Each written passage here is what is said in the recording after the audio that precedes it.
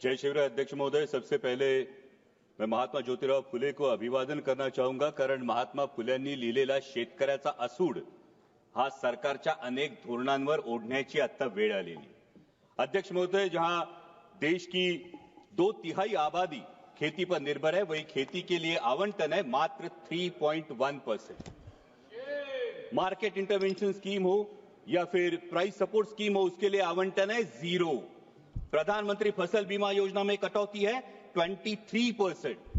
अध्यक्ष महोदय, माननीय प्रधानमंत्री जी ने महाराष्ट्र में आकर किसानों को गारंटी दी थी सोयाबीन को 6,000 रुपए प्रति क्विंटल दाम देने की, लेकिन एमएसपी मिली 4,800 और उसमें भी एमएसपी पर जो खरीद हुई वो खरीद है मात्र 20%। बाकी 80% किसानों को अपना सोयाबीन 3,500 4,000 में बेचना पड़ा, जहां की लागत का खर्चा है 7,000 रुपए प्रति क्विंटल। तो कैसे होगी कि किसान की आय दुगनी और क्या हुई माननीय मोदी जी की गारंटी? अध्यक्ष महोदय, अभी सरकार सोयाबीन के दाम बढ़ाने के लिए एडिबल ऑयल्स पर इंपोर्ट ड्यूटी लादने की बात कर रही है, पण हा रोगापेक्षा इलाज भयंकर है, क्योंकि उससे सोयाबीन के दाम नहीं बढ़ेंगे, उससे सिर्फ बढ़ेगी तो महंगाई बढ़ेगी।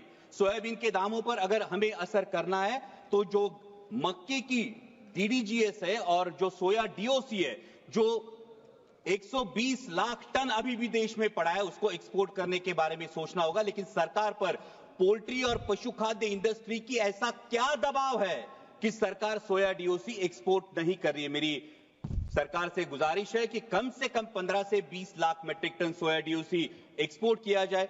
और वैसा ही बहुत इंपॉर्टेंट मुद्दा है प्याज का। जब प्याज को एमएसपी देने की बात आती है तो सरकार कहती है कि प्याज जीवनावश्यक वस्तु नहीं है, लेकिन जैसे ही किसान को 4 पैसे मिलने का अवसर निर्माण होता है तो सरकार निर्यात पर पाबंदी लगा देती है, निर्यात शुल्क लाद देती है और कहती है प्याज तो जीवनावश्यक वस्तु है। अध्यक्ष महोदय, हमारे देश में कई समाज ऐसे जो कभी भी प्याज नहीं खाते। हिंदुओं में भी चातुर्मास में 4 महीने प्याज नहीं खाया जाता, तो फिर प्याज जीवनावश्यक वस्तु कैसे हुई?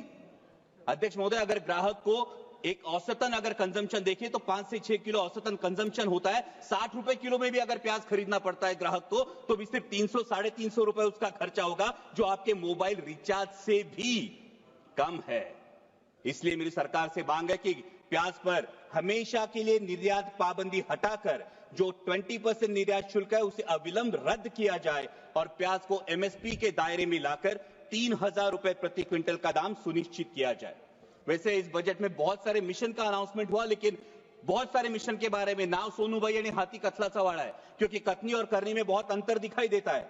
जहां पल्सेस में देश को आत्मनिर्भर होने की बात की जाती है, वही अभी किसान मार्च अप्रैल मई में चना बेचने के लिए मार्केट में आएगा, लेकिन सरकार ने पीले मटर का 31 लाख मीट्रिक टन आयात की है। ये पीला मटर खाने के लिए नहीं, बेसन में चने की जगह अडल्ट्रेशन के लिए यूज होता है और चने के दाम गिरा देता है। अभी भी 31 मई तक आपने पीला मटर का जो इंपोर्ट है, ये खुली आयात को परमिशन दे दी है। और अभी जब एक बार हम कह रहे हैं कि पल्सेस में आत्मनिर्भर करना है, वही 67 लाख मीट्रिक टन पल्सेस हम आयात कर चुके हैं। तो हम आयात आत्मनिर्भर किसे करना चाहते हैं? हमारे देश के किसानों को या ऑस्ट्रेलिया, रूस, टर्की, म्यांमार के किसानों को हम आत्मनिर्भर करना चाहते हैं? वैसा ही अहम मुद्दा है mission on vegetables and pulses. बहुत अच्छी बात है, लेकिन इसके लॉजिस्टिक, कोल्ड चेन और स्टोरेज के लिए क्या प्रावधान किए जा चुके हैं? आज मेरे नारायण गांव में टमाटर किसान को बेचना पड़ता है सर 4 से 5 रुपए किलो में, और शहरों में ग्राहक खरीदता है 20 से 25 रुपए किलो में। इस मुनाफे पे क्यों कोई भी नियंत्रण नहीं है? और इसका कारण है ये बिचौलियों की श्रृंखला। इसके बारे में सरकार को विचार करना चाहिए।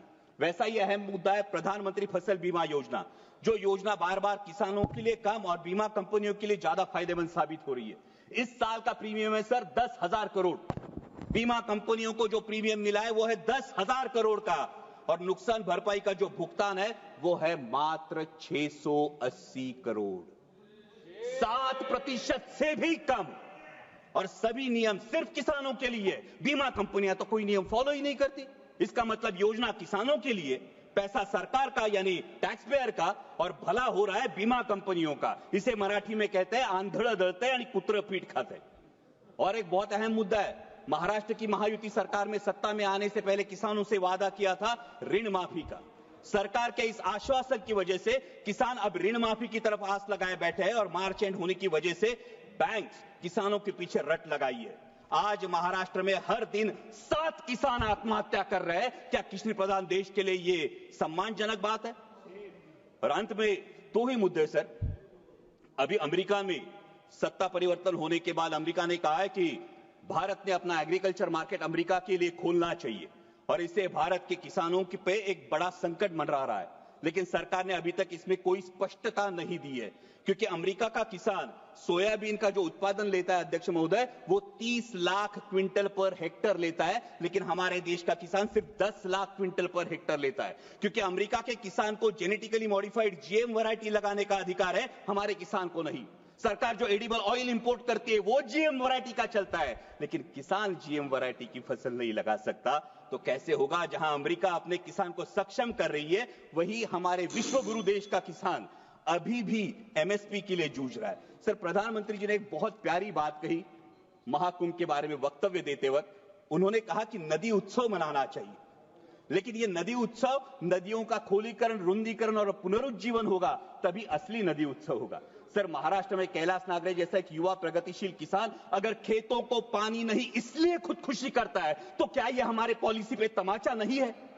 सर, आज हर कोई बहुत सारी चीजें खोदने की बात हो रही है, लेकिन डैमों में जो मिट्टी जमा हुई है सर, 30 से 40% कैपेसिटी हर किसी डैम की कम हुई है। शायद उत्तर भारत में इसका प्रमाण और ज्यादा होगा, लेकिन इसकी मिट्टी खोदने का कोई प्रावधान अब तक किया नहीं। अंत में इतना ही कहूंगा सर, मैं सरकार से गुजारिश करता हूं कि हमारे देश को, किसान को पर्याप्त पानी, अच्छी क्वालिटी का बीज, उत्पाद को सही दाम और इंटरनेशनल मार्केट में कंपीट करने के लिए फ्री हैंड दीजिए। वो सरकार के कथित 17 रुपए दिन के सम्मान का मोहताज नहीं। और जाते जाते इतना ही कहूंगा, मस्जिद के नीचे तुम मंदिर क्यों ढूंढते हो? मस्जिद के नीचे तुम मंदिर क्यों ढूंढते हो? भविष्य की ओर देखो, तुम इतिहास पर क्यों लड़ते हो? ठीक है, धन्यवाद। वो लड़ाएंगे भड़काएंगे, वो लड़ाएंगे भड़काएंगे, लेकिन राष्ट्रहित का रुख तू कर, किसानों के हित में हमेशा इंसानियत की बात तू कर, इंसानियत बात तू कर। जय शिवराय, धन्यवाद।